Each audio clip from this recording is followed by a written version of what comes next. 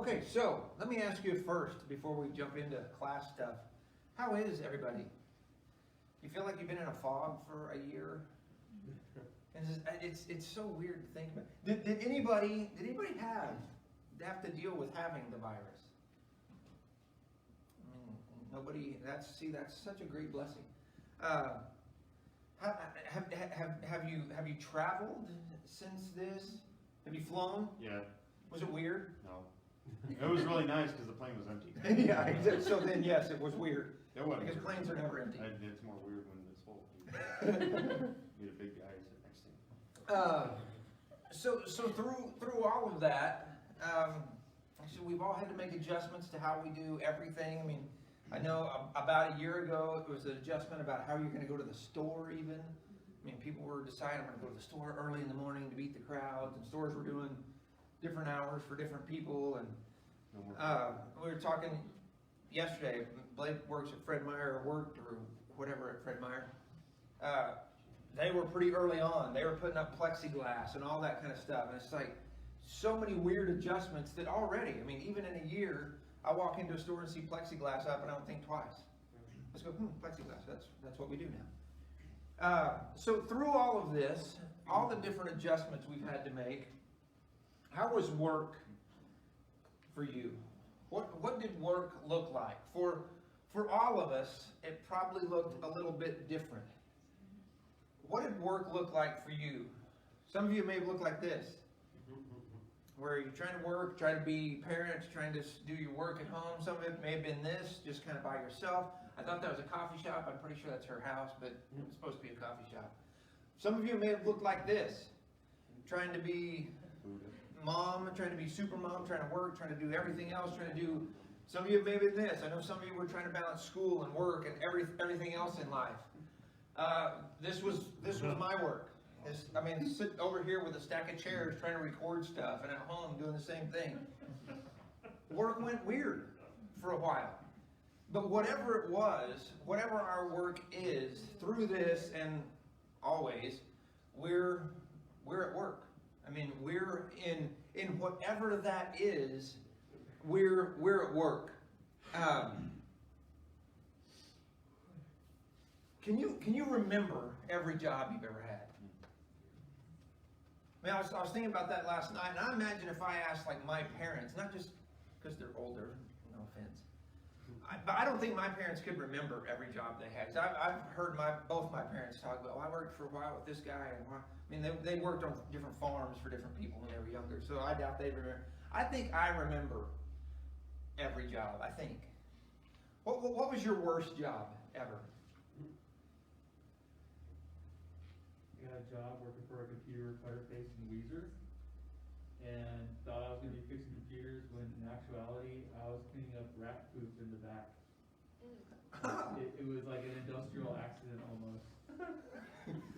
It lasted about 2 weeks, and then my dad's like, maybe you shouldn't work there anymore. I was going to use the term bait and switch, but when it's that rat, I don't want to go there. No one baited anything.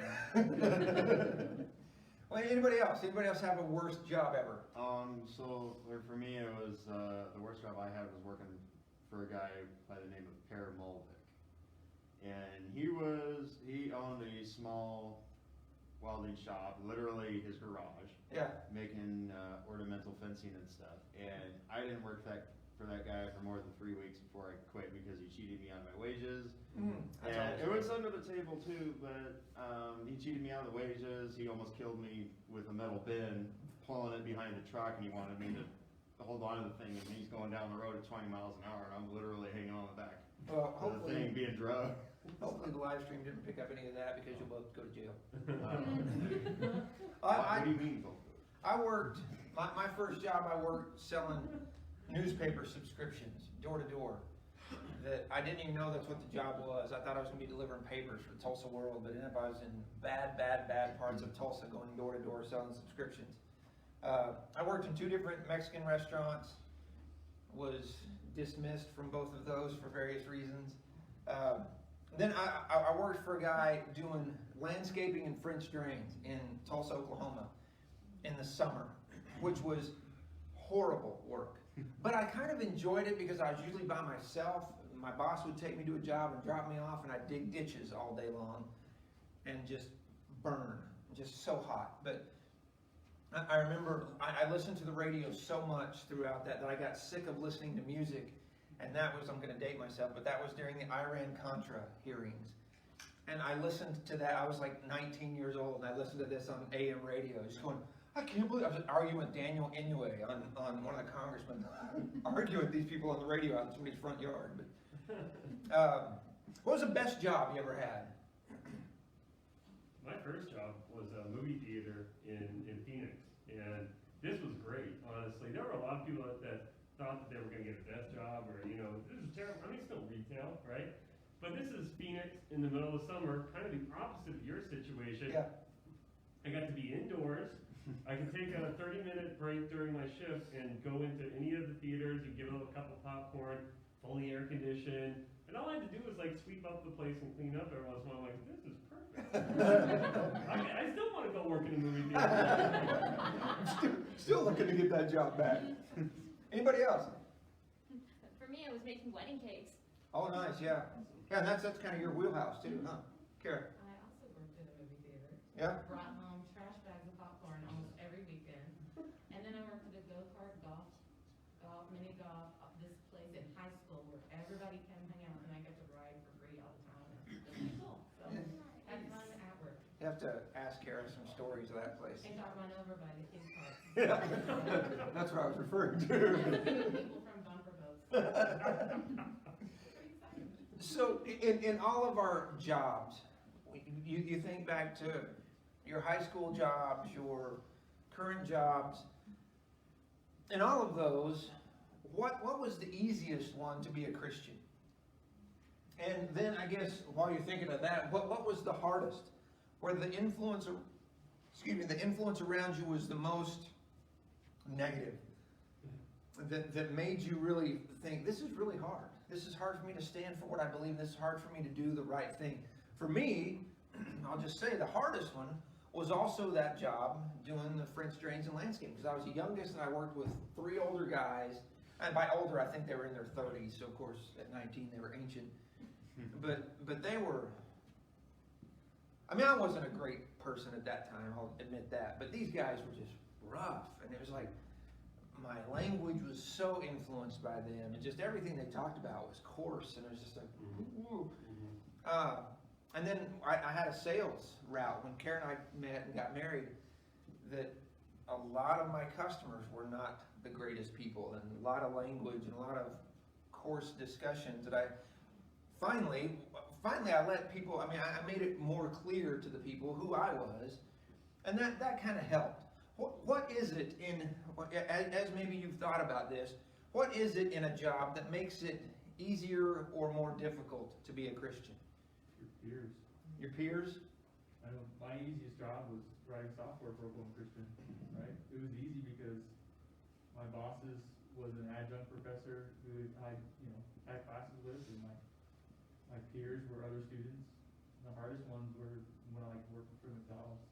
Oh yeah. Because it was high stress, and there was a manager breathing down your neck that cussed a lot, and there were people that would come in after the weekend and talk about what they did that weekend and compare how stories. crazy things got. And what did you do, Adam? Oh, I went to church.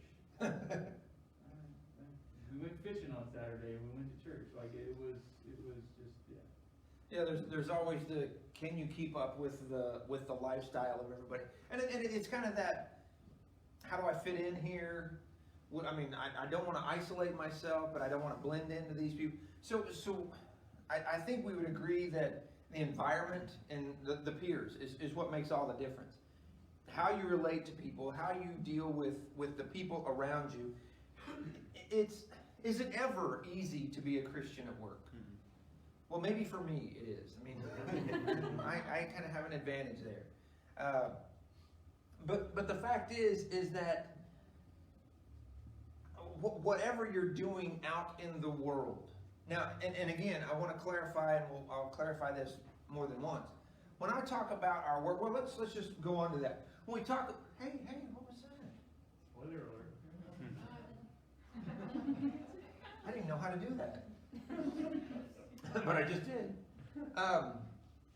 So when we talk about work, one thing I want to be clear, and as we go through this quarter, this is the main thing to remember.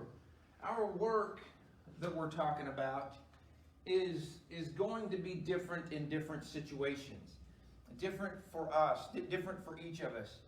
Is there a difference between a job and your work? Mm-hmm. What's the difference?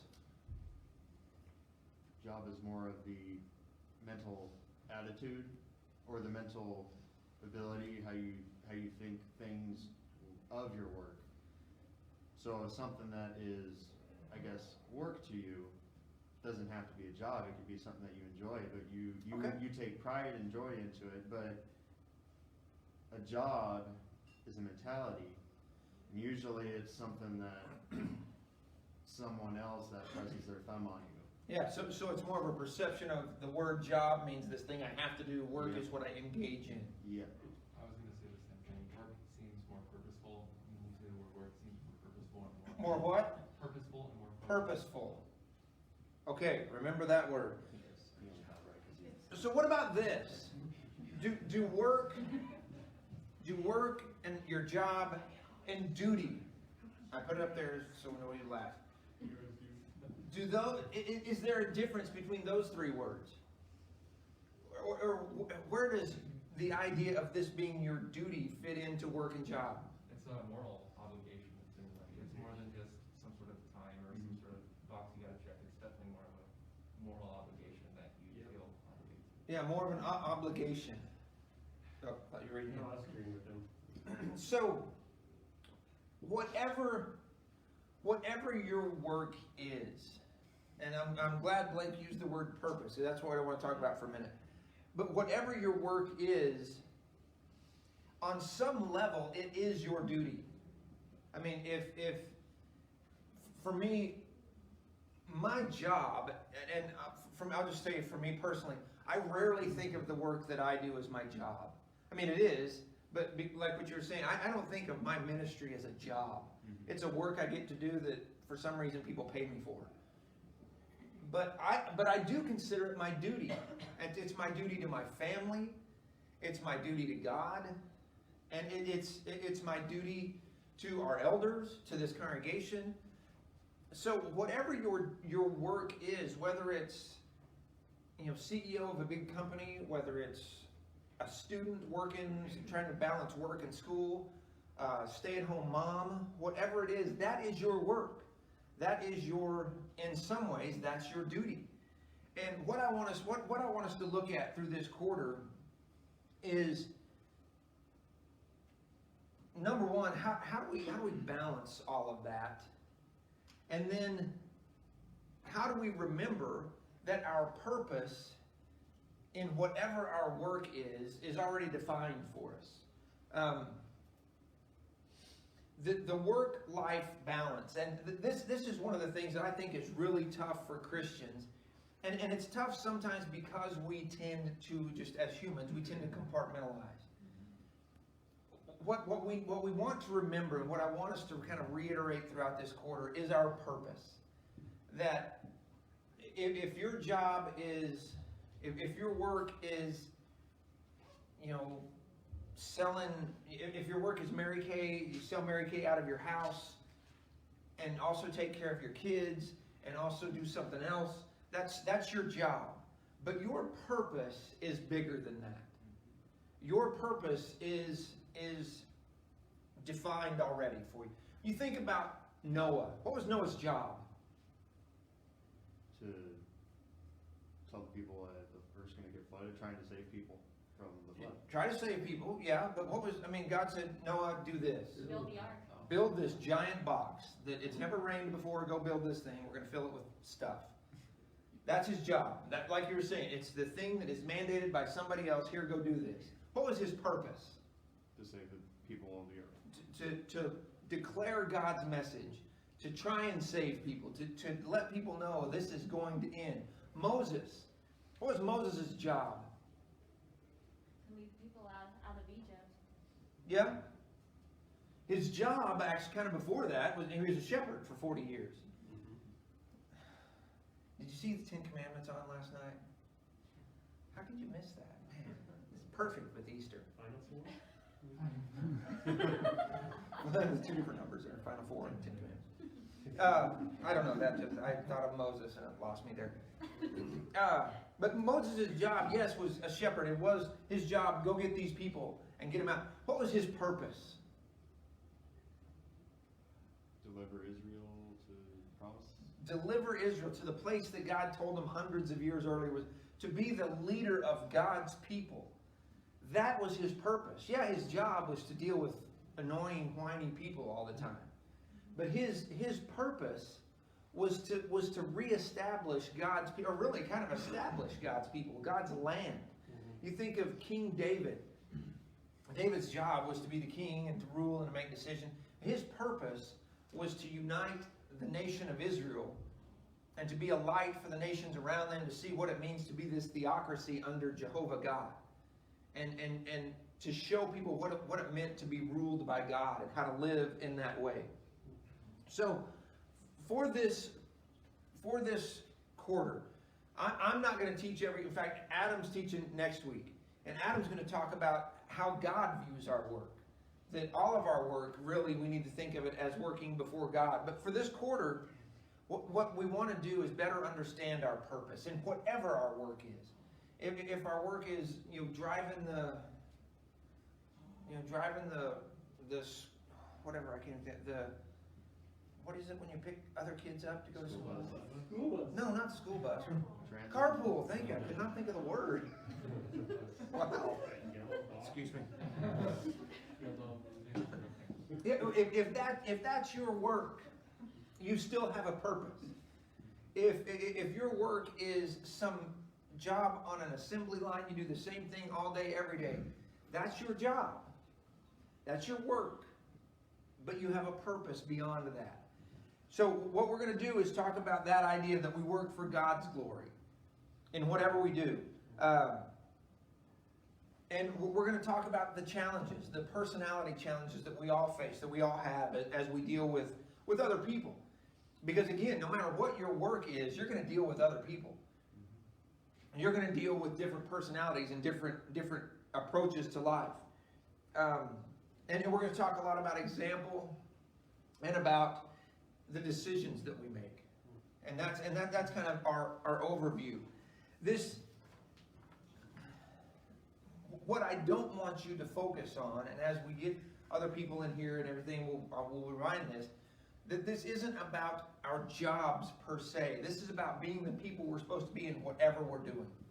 Whatever it is that's in front of us. Like I said, we tend to compartmentalize. Where we have a home life, we have a church life, we have the coaching the kids in T-ball life, and then we have work life. Well, that's what we need to do away with.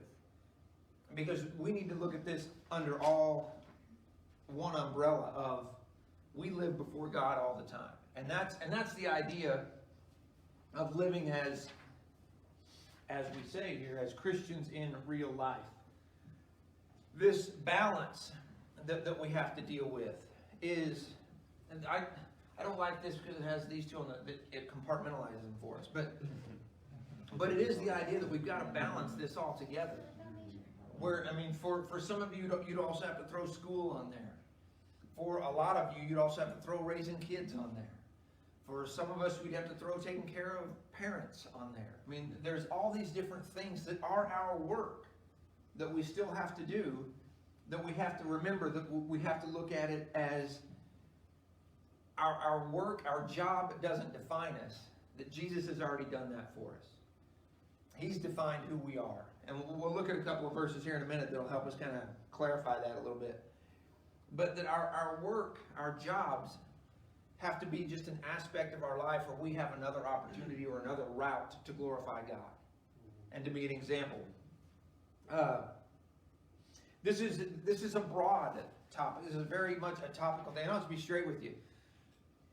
The class that we were supposed to do coming back was a class that had a different direction. That I just thought something about just the stuff that now that we've all kind of shifted in work, and we're all kind of adjusting how we work, and I mean, I've never, ever done a Zoom meeting before in my life until this all happened. Some of you guys have dealt with those kind of meetings regularly. I'd never even seen one of those things. But now that we're all kind of drifting back into a traditional schedule, we have to remember that we still have our main purpose, our main work to do.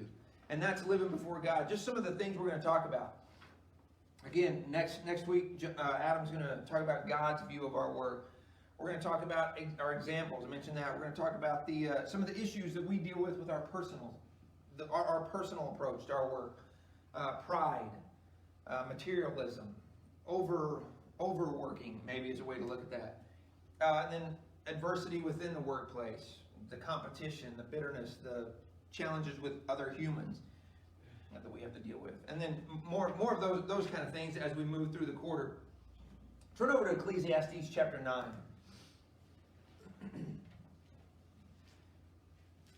Again, I don't want this to be just about your job, because we tend to think too much of when we use the term our work or our job, we think of that as this place where we go and we're employed. For some people, it may be at home doing what you do at home. That's still your work. That's still the job, maybe your duty, if you will. But Ecclesiastes chapter 9, if somebody's there, if you would read the first part of verse 10. Whatever your hand finds to do it with all your might. Okay, keep going, because the rest of it's kind of dismal. For there is no work or thought or knowledge or wisdom in Sheol to which you are going. Yeah, that's kind of a bummer, the ending there. But that first part is what I want us to focus on. Whatever it is that you're doing, whether you're the CEO, whether you're the new person on the job, whether you're on your 17th part-time job in 5 years, whatever it is, do it with all your might. To what end, though? Now, when we think of that verse and kind of pull that verse out of context, do it with all your might, I tend to think that means I work really hard at what I do, which is true. But for us, we need to think, what I want to encourage us to think, is beyond working hard even at the job. Work with all your strength toward that ultimate purpose, which is to glorify God, which is to be the person that you're supposed to be. Like I said, we're going to talk about principles that are going to apply to any situation, whether it's your 9-to-5 job or raising your children or whatever it might be.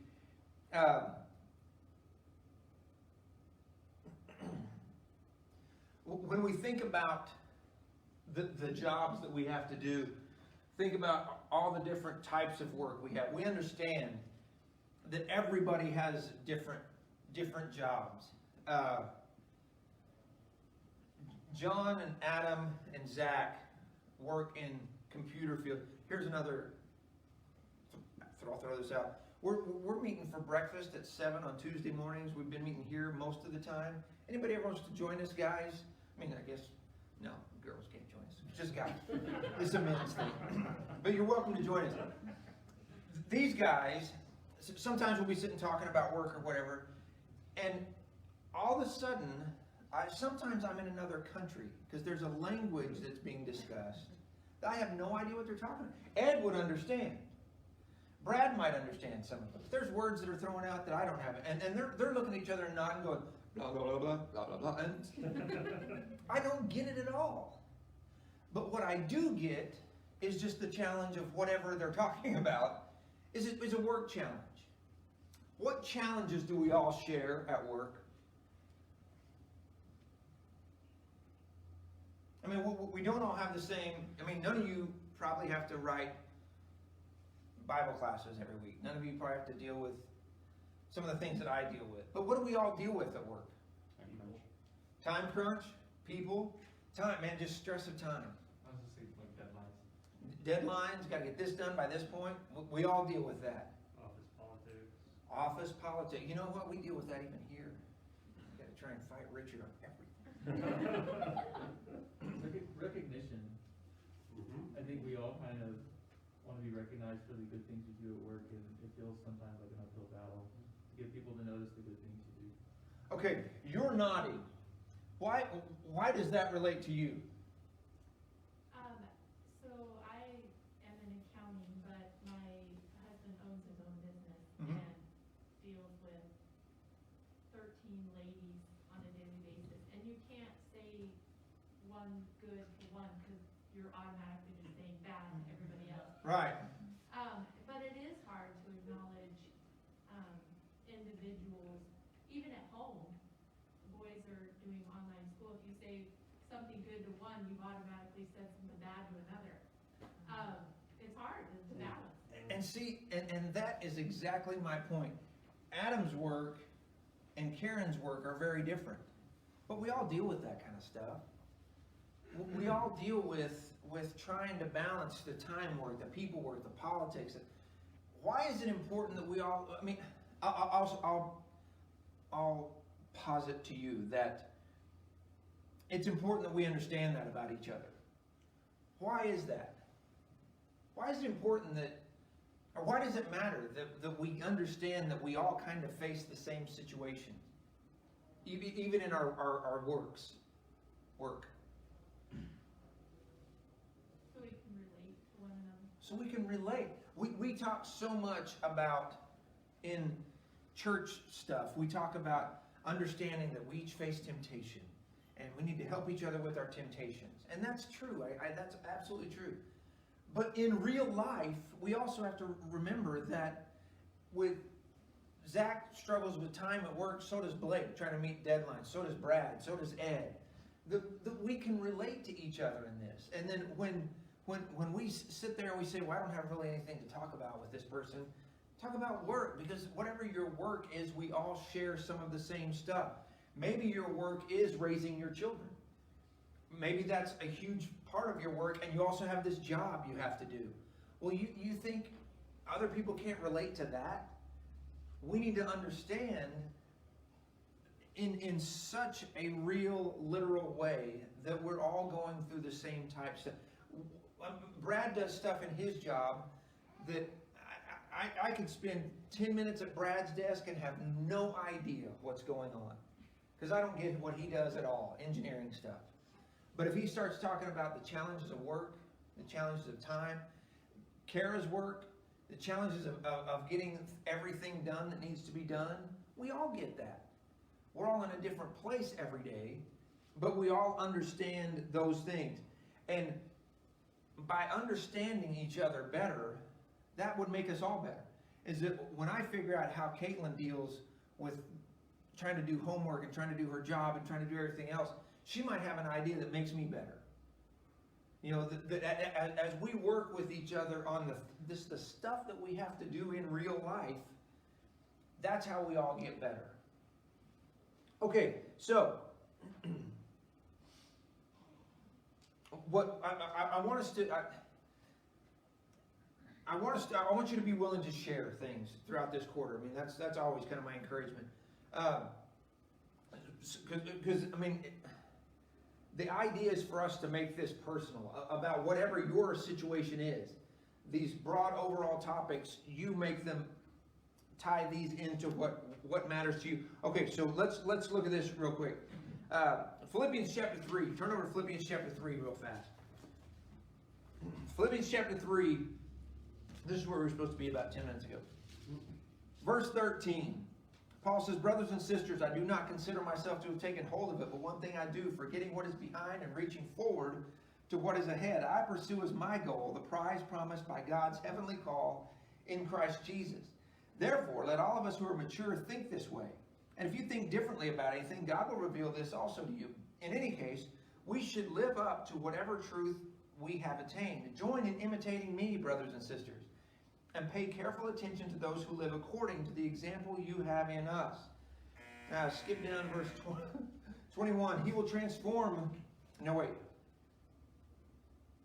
Verse 20, I'm sorry. But our citizenship is in heaven as we eagerly wait for a Savior from there, the Lord Jesus Christ.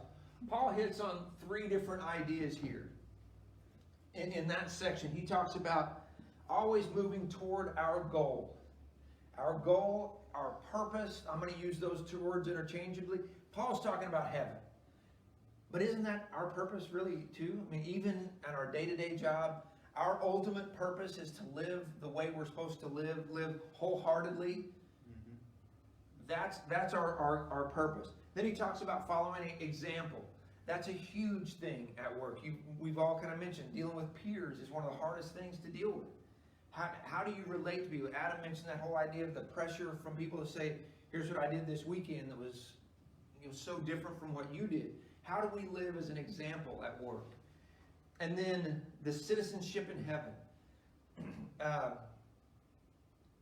Again, that's a huge idea that we don't live here. You don't work at XYZ company. That's where you're employed, but you work for God. Your work is before God. So we want to develop this attitude, edit this, attitude of Paul. That was a good slide, but it's really Paul we're talking about in this situation. That whole, this is how I live, so live like me.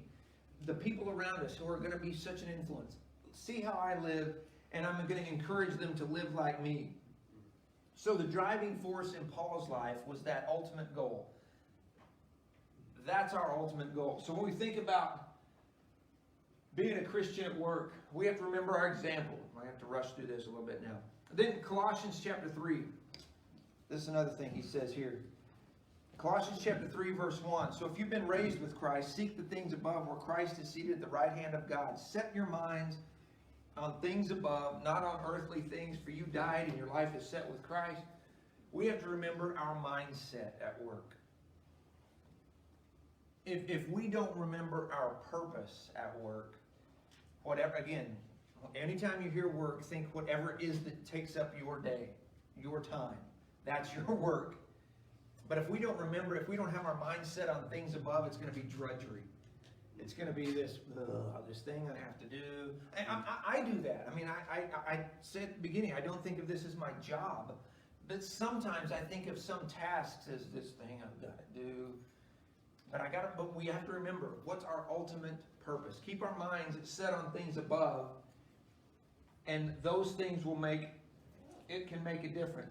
This, I think, is a great quote. I think his point is something different from Billy Graham. He says, becoming a Christian is the work of a moment. Maybe, maybe not. But being a Christian is the work of a lifetime. That sentence right there, that bottom sentence, is really the thing I want us to remember throughout this whole quarter. That maybe capitalize the word work even, because that's what we're talking about. Whatever it is, that's your work. But it's being a Christian is really your work for your entire life.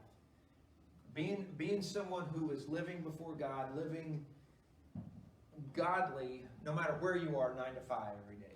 No matter where you are engaged in the hours with, doing the work around the house, doing the kids' work, doing the job that your boss gave you at the last minute. Always, being a Christian is really what you're doing. Any thoughts? Yes, sir. Just down later in Colossians 3 and verse 23, says, whatever you do, do your work heartily as for the Lord rather than for men. Mm-hmm. That's an excellent segue into where Adam's going next week. Verse 17, whatever you do, in word or deed, do all in the name of the Lord.